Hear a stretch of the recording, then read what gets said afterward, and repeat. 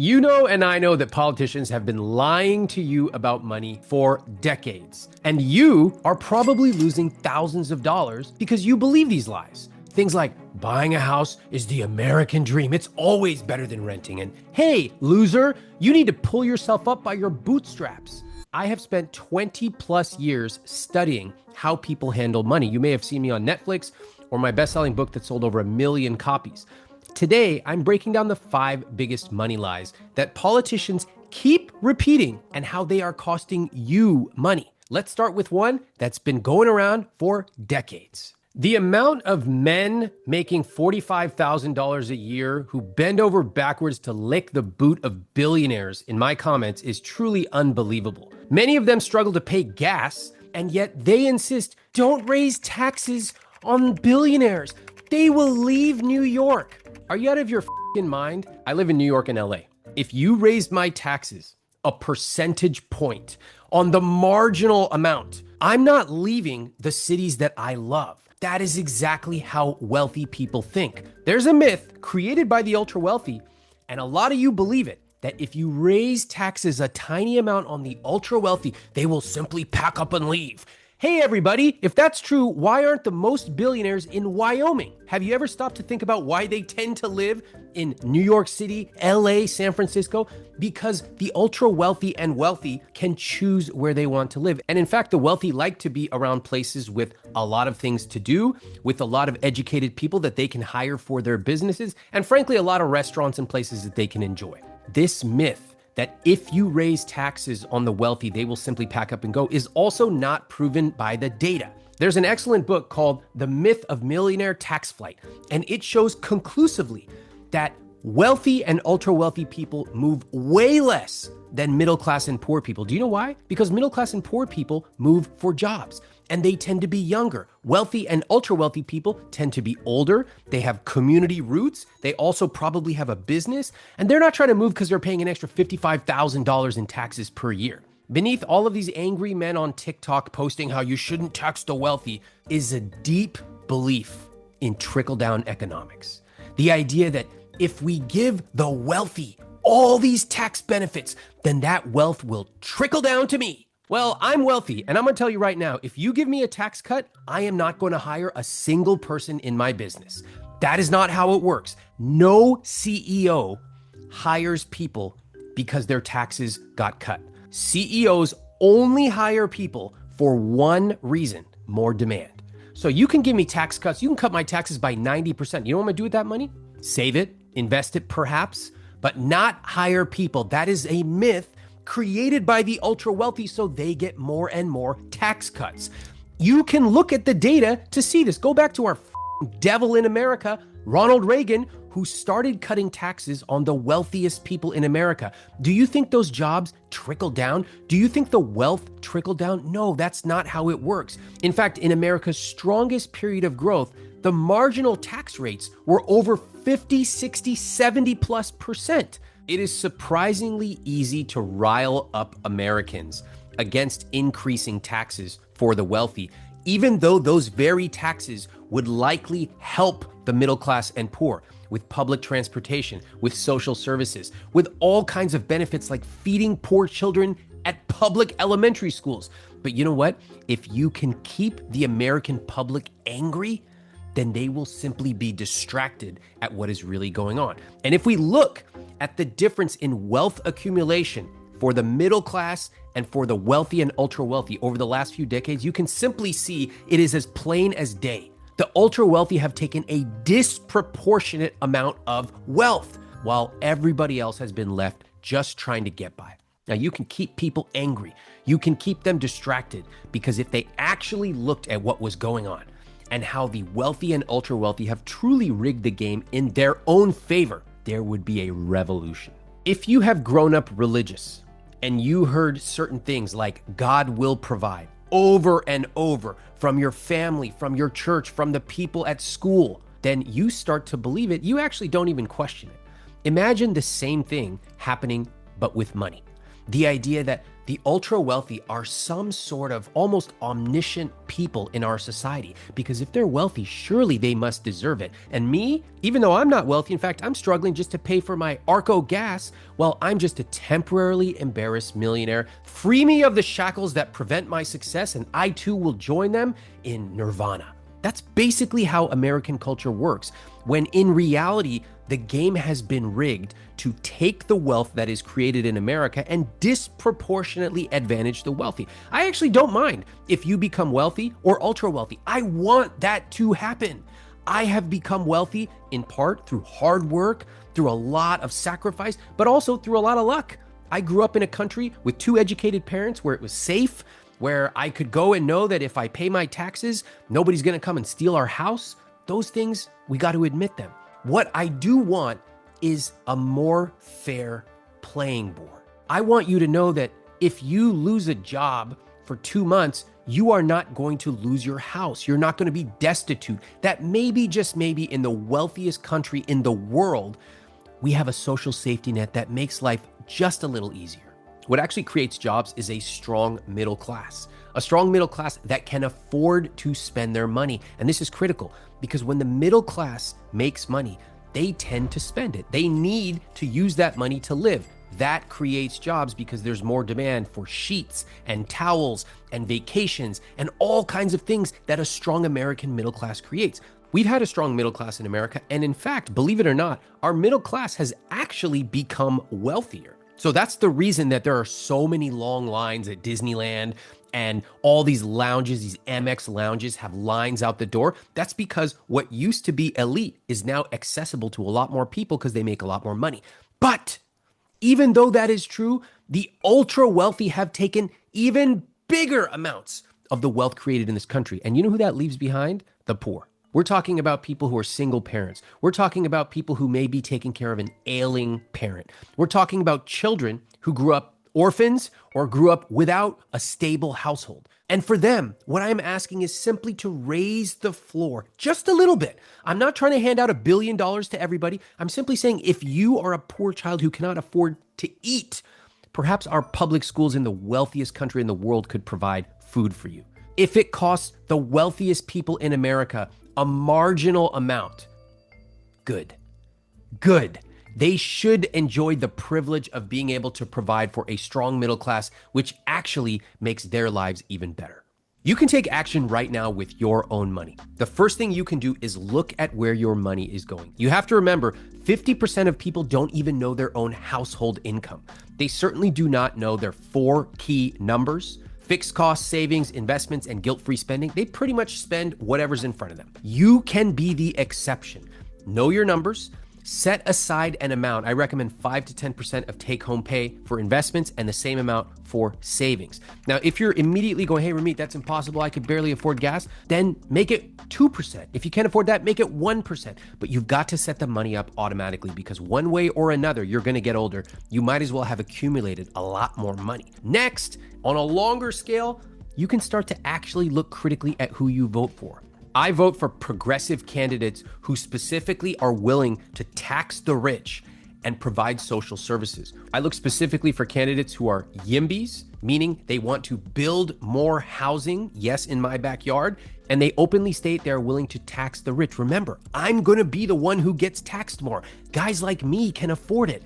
I want the middle class and poor people in America to be able to have food, healthcare, transportation that works for them, making their life just a little bit easier. The first lie tells you to wait for money to trickle down. Hey, where's my money, rich people? I've been waiting since Ronald Reagan.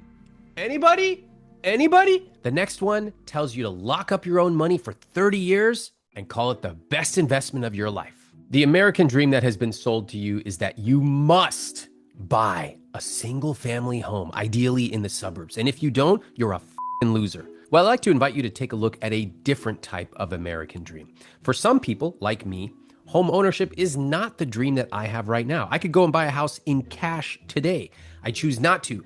I rent because I enjoy the flexibility. I enjoy being able to text a landlord and say, hey, the AC screen stopped working. Can you send somebody? Sure, send somebody tonight. And finally, I actually have made more money renting than I would have owning for the last 20 years. And that includes renting in cities like San Francisco, LA, and New York. In America, we treat the biggest financial decision of our lives, buying a house, like a kid treats chicken fingers. Delicious. There's literally no downside or ramifications to this. That's not how the biggest purchase of your life works. The vast majority of people in America have never run a buy versus rent calculation. They don't even know what I'm talking about. They have never understood that you're ideally supposed to keep your total housing cost below 28% of your gross income. What the is this guy talking about? These are just numbers. They literally go into this huge purchase going, buy a house, wait, become rich. They don't understand any of the math behind it. And I would like to share some of it with you. When you buy a house, let's just assume you put down 20%, which is a lot of money. If you took a $60,000 down payment and instead of buying the house, you just kept renting and you invested that $60,000 down payment, just let it sit. Over 40 years, that would turn into nearly $900,000. As another example, if you buy a $500,000 house, it's going to cost you over $1 million once you factor in interest. And most of you are not factoring in any of those other phantom costs, including taxes, which go up. You're not factoring in maintenance. You're not factoring in opportunity costs of investing that down payment. And finally, you're not factoring in transaction costs, like how much it costs to buy and sell. Now, when I talk about these things, especially when I tell you that I have made way more money, millions more renting than I would have buying, people get very angry. Because in America, our number one religion is home ownership. So they will always say the same things to me. Yeah, Ramit, but rent keeps going up. But when you own a house, you lock in your payment. Oh, really? Okay, you lock in your mortgage, but your payment is not locked in. TCO, total cost of ownership, goes up. Once you think about maintenance, once you think about property taxes, and all kinds of other phantom costs that you are not factoring in. The next thing they say is renting is throwing money away, but at least I'm building equity. Okay, let's talk about it. What is equity? Where do I get it? I've put money into my house. How do I get it out? Oh, I have to sell it, which means I have to incur massive transaction costs. Oh, and then in order to get the equity, I have to go somewhere. So because housing has also gotten more expensive in my area, I have to move out of the city that I love, where I have roots, and I have to somehow go and buy another house? Where's the money? And here's the most startling example of all. Let's say you buy a house today. And as you know, when you pay your mortgage, some of it goes to interest and some of it goes to principal, where you build equity. How many years do you think it's going to take for you to pay more towards principal than it is to pay towards interest? The answer is not 1 or 2 years. Here's the shocking truth. For the next 20 years, you are going to be paying more towards interest than principal. What does that mean? It means that all those people who say, I'd rather not throw money away on rent, you might as well more realistically say, I'd rather not throw money away on interest. You build very little equity for the first 15 to 20 years of your house. Most people don't even stay in their house that long. So what are you talking about? Now, I am not saying that buying a house is the wrong decision. In fact, at some point, I'm sure my wife and I will buy a house.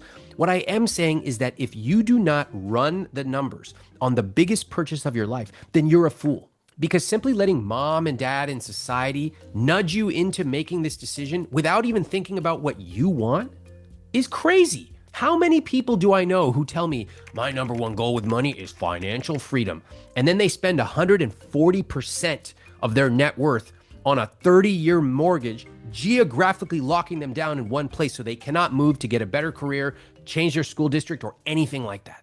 That's not financial freedom. It might actually be the opposite. Again, I want you to think carefully. What is my rich life? Do I want to buy a house? Great. Why? That's what everybody does. Why? Well, I'd like to become wealthy. Okay, is that the only way to become wealthy? What are the other options? What if I took that money and invested in low-cost index funds? What if I started a business? What if I bought a house? We need to factor all of these things in. Do not become myopic about what your life has to be. You get to choose what your rich life is. Society does not get to tell you. Home ownership is not just something that your parents tell you about. It is actually officially encouraged by the government. Home ownership in America is highly subsidized. We have things like 30-year fixed mortgages, which are not the case in other countries. So there is a structural incentive for you to buy a house. Now, back in the day, there was this kind of idea of, hey, we'd like to create strong community roots. But over time, that is not what happens now. The fact is that today, the real estate industry is one of the biggest industries in America. In fact, look at the amount that the real estate industry spends on lobbying. It is huge. Do you know where all this money's being made? It's from you. I need you to stop thinking that paying rent is somehow you losing. Because if you actually understood that if you buy a house, you have to commit massive amounts of cash up front, plus huge amounts of money that goes to interest for 20 years, you might start thinking twice. But until you learn this stuff, you're just gonna be repeating the same old phrase, I'm throwing money away on rent. Look at me. I have paid over $1 million in rent, and I am thrilled about it. When I paid, it meant that I did not have to worry about anything in my apartment. It meant that I could take the extra money, because it would have cost way more to own than to rent, and I invested it making me more money. Do you even know if it's cheaper for you to rent or buy in your own neighborhood? The vast majority of people do not know. Let me tell you why.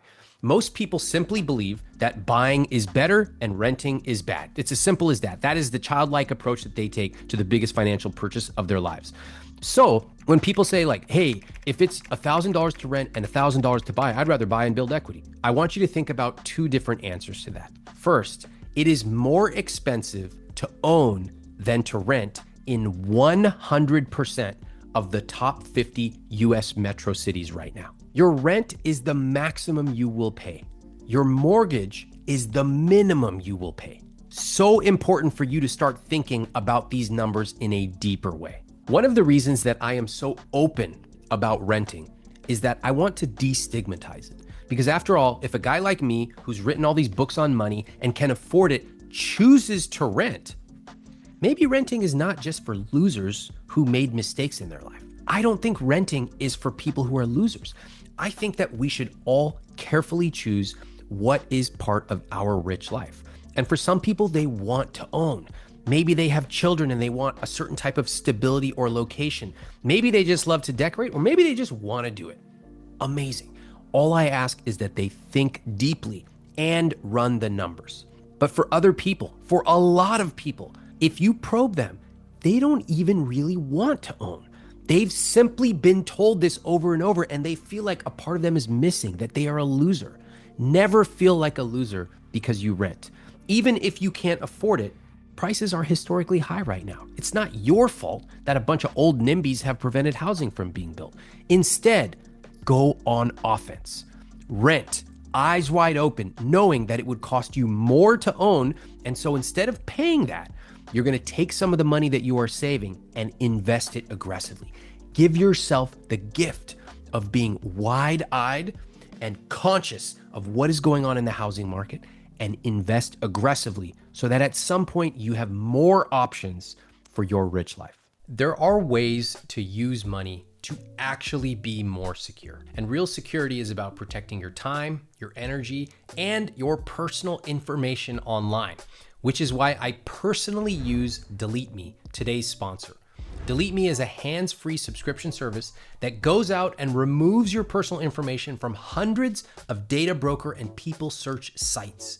These are the sites that profit off of your data, and Delete Me keeps monitoring them over time. I actually bought Delete Me for my parents as well, because I know parents tend to be even more vulnerable to their information being sold online.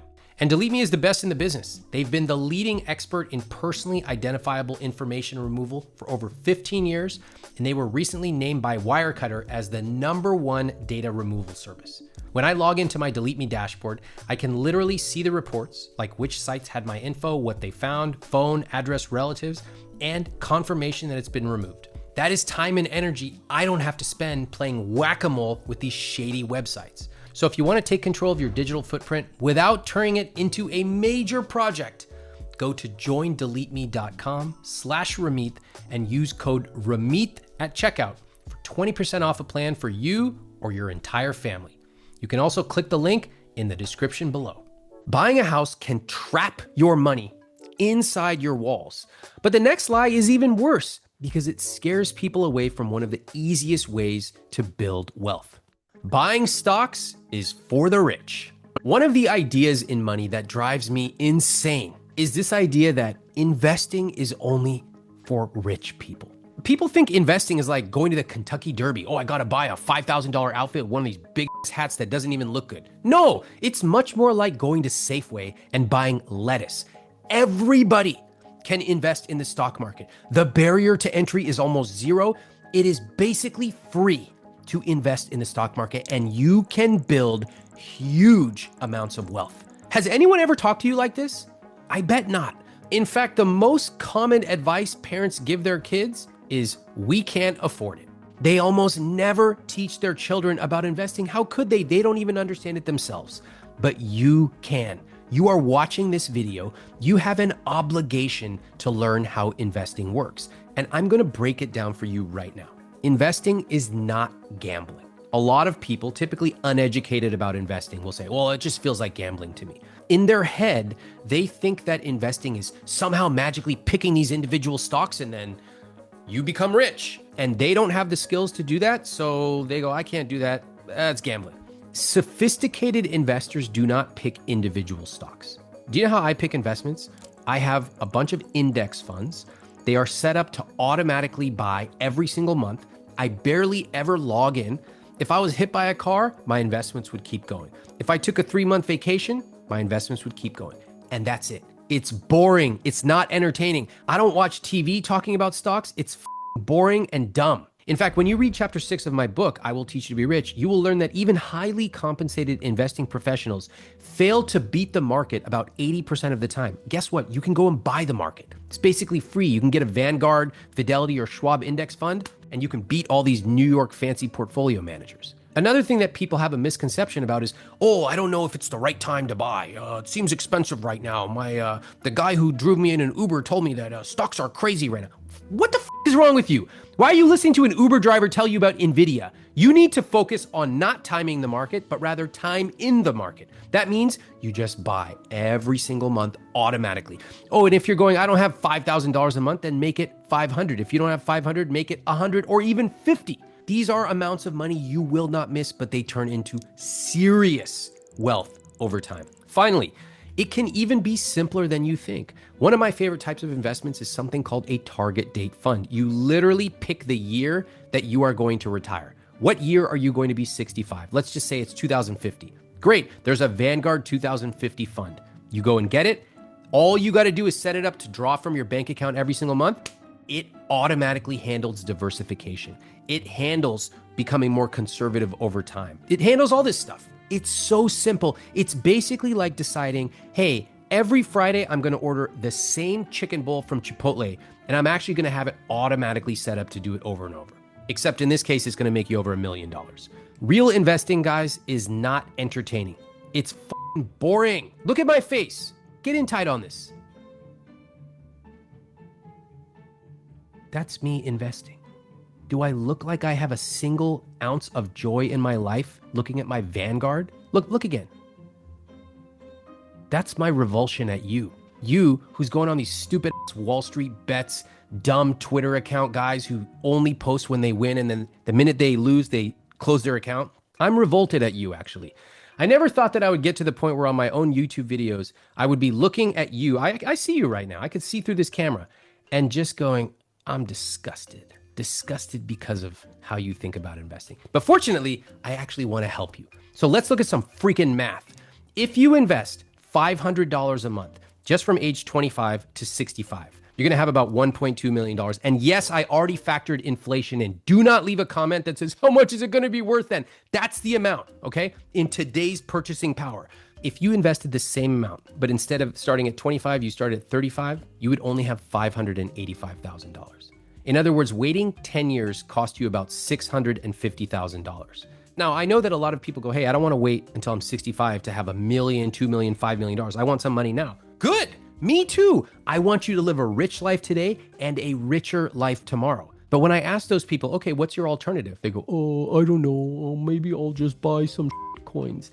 No, that's not how it works. What you can do if you want to have more money now and even more later is you can increase your income. I talk about that in many of my videos. You can start a business. You can cut your expenses and redirect some of that to investments. What you can't do is simply go, hey, I don't want to be 70 and have $3 million. Okay, then what's your alternative? You need a plan now. In other words, do not fall prey to these misconceptions about investing. It's really easy to invest. It's not hard. But if you don't know how, here's the simple truth. You have probably never bought even a single book about personal finance. Not one. Get my book or get it from the library. I don't care. But you've got to get educated on this. Just the same way you got educated about how to speak English, money is another language, and I want you to learn it. Politicians are pretty smart in what they share with the general public. They don't really go out to the general public and talk about stocks because, for the good old boys, that's not really going to resonate. Personally, I'm not really of the mindset that I want to pander to people at their lowest base desires. I would actually rather set the bar and bring everybody up with me. So when it comes to investing, what they will typically talk about is affordability and middle-class Americans, which is great. I support the middle class. That's my entire political philosophy. But we need to acknowledge that a lot of Americans invest. In fact, most Americans do because they have investments through something like a 401k. So actually investing is a very powerful tool that everybody has access to. But when politicians talk about investing, it can seem unrelatable. I'm less concerned about that. I'm more concerned about you. I want you to know that you have control over your financial life. And by opening up a free account at some of these discount brokerages, you can actually start putting money aside, which turns into a huge amount over the long term. If somebody said to me, I don't trust Wall Street, I would give them a high five. I would say, yeah, me either. But what does that have to do with you as an individual investor? If you are specifically choosing low-cost, long-term investments, you're actually giving a big middle finger to Wall Street because Wall Street doesn't want you to buy index funds. They want you to buy these larded up bullshit investments like whole life insurance and these expensive mutual funds. They want you to pay 1.25% AUM to a financial advisor. The thing they want least is for you to have a really simple automatic portfolio of low-cost index funds that just grows because you're basically paying them nothing. It can be extremely dark when I talk to couples on my podcast who have never calculated how much money they are going to have at retirement. Many of these people have worked their whole lives. They have worried and agonized about money, but they never actually learned how money works. And they realize very grimly that the income they're going to get is something like $35,000 or $45,000 a year. And there's a moment where you can see it on their face. They're terrified and they realize that there is no easy way out. And that is a moment of realization that I want you to see, because I don't want you to be 56 years old and wondering how much you're going to have and realizing, oh my God, all those vacations, all those trucks I bought, the house that I bought without ever running any numbers. Maybe I should have. By the time you get close to retirement, it is very difficult to change your financial situation. That's why a lot of people use these morbid phrases like, I'm just going to work till I die. I don't like that. You might say it as a half joke, but it's not funny. There are a lot of people as they get older, they cannot do that. There are a lot of people who end up having to take care of other sick family members who cannot just work. So I want you to take this seriously. In fact, I want you to respect money the same way that you respect the loved ones in your life, the same way maybe you respect your body by going to the gym. I want you to treat money with respect, which means you need to learn how it works and you need to start investing now and aggressively. So far, you've heard lies about taxes and housing and the stock market, but the next two are much more personal. These are lies that you've heard many times that have almost certainly made you feel guilty, like something is wrong with you. And I actually think these might be the ones costing you the most. But first, you might be starting to realize something uncomfortable as you watch this. Nobody ever taught you how money actually works. You were told, buy a house. You were told investing is risky. You were told just work harder and you've got to cut back on everything. Money is not meant to be spent. Cut back on lattes. And then somehow you were expected to, magically build wealth? Or maybe not even that. Maybe just you're not meant to be wealthy. You're just like one of us. This is exactly why I created Money Coaching. Inside Money Coaching, my team and I are going to help you stop guessing, stop relying on these outdated scripts that somebody fed you, and instead build a money system for you. You'll get coaching. You'll get step-by-step playbooks that you can implement right now, today, and you'll get accountability. We'll show you how to pay off your debt, how to invest, how to build your rich life. Imagine logging in and knowing exactly what your next money move is. You don't have to swipe through a bunch of TikToks. You don't have to have a million spreadsheets, and you don't have to wait to figure this out later. Go to iwt.com/moneycoaching, click the link in the description, or you can scan the QR code and you can join Money Coaching today. Now, let's talk about one of the most damaging money lies ever created. In America, we have a very deep belief, which is if you work hard, you will be successful. Do you think that is a good belief or a bad belief? I think in general, it's a pretty good belief. I like working hard. My parents, immigrants from India, taught us to work hard. My mom took us to the public library every Saturday for hours. We learned how to read. We learned how to do math for hours. I believe in hard work. It has really paid off for me. But even though we grew up middle class, when I went to college, I learned there is a whole different way of thinking that other successful people embody. And it was never taught to me as somebody who grew up middle class.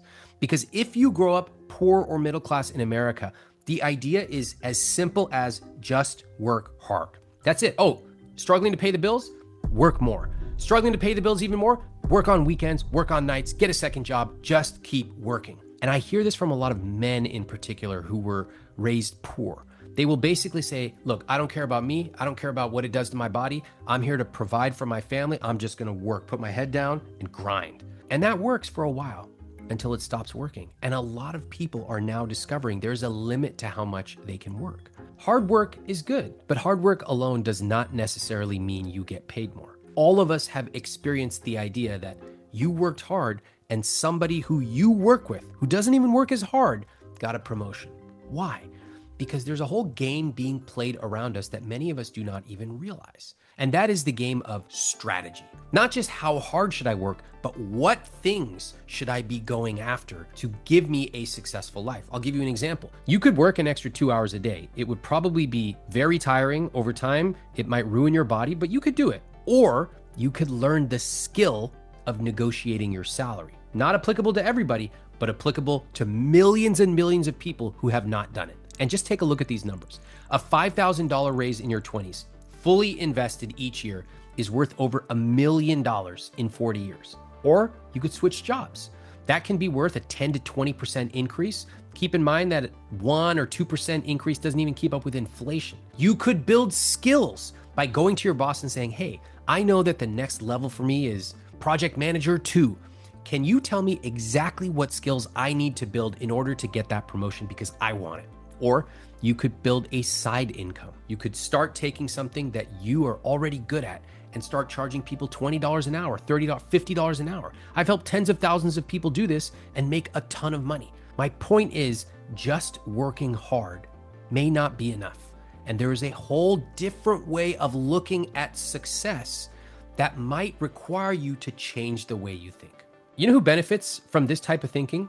The people who are wealthy and ultra wealthy and employing you. Because if you think about class consciousness, a lot of people who have entry-level jobs or are working in the middle class level, they don't realize the power that they actually have. I'll give you an example. I spoke to a guy who lived in a rural area, and as part of his job, he had to pick up residents from some type of housing thing and drive them around. And I noticed that his personal gas expenditure was really high. I'm like, man, you spend a lot of money on gas. Where are you driving? He said, oh, for work, I have to pick these people up and drop them off. And when I suggested to him that he should ask them to not only cover his gas, but probably get the vehicle and give it to him as a work vehicle, it just didn't really compute for him. If you have been raised in a geographical area or in a culture where the people at the top are the ones who dictate everything and they have the power and you're just lucky to have a job, then a lot of this video is like, I'm speaking Martian to you. But if you were exposed to different types of jobs, to different types of ideas, then you might realize that you actually have a lot of power as well. And that is what I am doing in all of my work. I am trying to share some of these lessons that we might not all have been lucky enough to grow up with. Even I was not lucky enough to grow up with all these things. I encountered them along the way. And I want to share them with you so that you don't look at some of these wealthy and ultra wealthy people and put them on this omniscient pedestal. No, you have power and you should seize that power as well. If you're worried that you're not good at negotiating, let me put your fears at ease. You're horrible at negotiating. Okay, you suck at it. You were never taught it. In fact, in America, there's a culture against negotiating. It makes us so uncomfortable. Guess what? I'm not uncomfortable with negotiating because it's a skill and you can learn it. And it is critical that you learn how to negotiate because for a few key areas in life, it can be worth hundreds of thousands of dollars to you. You know, I remember once seeing my sister and she was feeding her son, my nephew, and I think he was like 4 years old. He goes, "Mommy, it's spicy." She had given him some peppers. And you know what she said? She goes, "Yeah, drink your water. It's spicy. Water will help." And I was like, oh my God. That's how kids learn to eat spicy food. How do you think I freaking pop habaneros for fun? It's not that I'm genetically blessed. It's that we learned culturally spicy food is part of our palate. We're going to eat it. And if it's spicy, drink your water. Oh, you're not good at negotiating? Oh, it's okay. You don't need to do it again. Be comfortable. No, negotiating is important. You are going to practice. You are going to learn that skill because it can be worth hundreds of thousands of dollars to you. The final myth tells you you should never, ever buy coffee. And this drives me nuts. Before we get to this last one, you got to hit subscribe because every week I break down the money advice that actually works. Not the guilt, not the slogans that have been repeated to you for 50 years, but actual new ways of looking at your money and getting ahead. Subscribe right now so you don't miss the next one. And now, the lie that you have probably heard more than any other, you just need to cut back. You poor bastard. Why on earth did you think you could afford those pickles? Never buy pickles. In fact, pickles are for rich people and you're not rich. So next time you're outside, you take a cucumber off a tree, you put it in the freezer, and that turns into a pickle and you never have to buy pickles again. I mean, how many people basically grew up with that kind of advice? Only hearing, we can't afford it, and you're only behind because you have so much avocado toast. Cancel Netflix, and above all, stop it with those fancy lattes. I mean, is anyone sick of this shit? I heard this stuff in 2004 when I started my blog. A bunch of old people, usually old men, looking down and lecturing people like me, telling me all the things I couldn't do with my money. I'm like, who the are you telling me what I can't do with my money? I want to go out. I want Taco Tuesday. I want to take trips with my friends.